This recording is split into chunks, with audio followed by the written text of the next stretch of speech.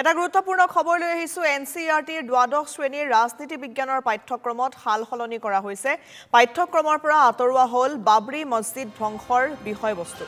লালকৃষ্ণ আদৱানীৰ ৰথ যাত্ৰাৰ প্ৰসংগও আতৰাই পেলোৱা হ'ল এই পাঠ্যক্ৰমৰ পৰা এনচিইআৰটিয়ে হালসলনি ঘটাই স্কুলীয়া পাঠ্যক্ৰমৰ বিভিন্ন বিষয় আৰু এনচিইআৰটিৰ মতে ঘৃণা আৰু হিংসা শিক্ষাৰ বিষয়বস্তু নহয় বিদ্যালয়সমূহে এনেবোৰ বিষয়ত গুৰুত্ব দিয়া উচিত নহয় এনচিইআৰটিৰ পাঠ্যক্ৰমত এনেবোৰ বিষয় অন্তৰ্ভুক্তিক লৈ সৃষ্টি হৈছিল বিতৰ্কৰ সিবিএছইৰ অধীনস্থ ৩০,০০০ৰো অধিক বিদ্যালয়ত চলে এনচিইআৰটিৰ পাঠ্যক্ৰম স্কুলীয়া পাঠ্যক্ৰমৰ গেৰুৱাকৰণৰ অভিযোগ অস্বীকাৰ কৰিছে এবাৰ এনচিইআৰটিয়ে এনচিইআৰটিৰ সঞ্চালক দিনেশ প্ৰসাদ সাকলানিৰ মতে এয়া পাঠ্যক্ৰমৰ নিয়মীয়া সংশোধন পুনৰবাৰ আমি জনাইছো কিছুমান বিষয় তেওঁলোকে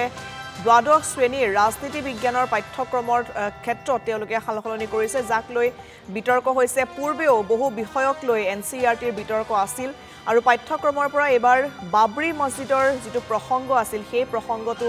আতৰাই পেলোৱা হৈছে লালকৃষ্ণ আদৱানীৰ ৰথ যাত্ৰাৰ প্ৰসংগও আতৰোৱা হ'ল আৰু এনচিইআৰটিয়ে এদৰে হালসলনি ঘটাইছে বিভিন্ন পাঠ্যক্ৰমৰ বিভিন্ন বিষয় আৰু তেওঁলোকৰ মতে য'ত হিংসা আছে য'ত ঘৃণা আছে এই সকলোবোৰ শিক্ষাৰ বিষয়বস্তু হোৱাটো উচিত নহয় বিদ্যালয়সমূহেও এনেবোৰ বিষয়ত গুৰুত্ব দিয়া উচিত নহয়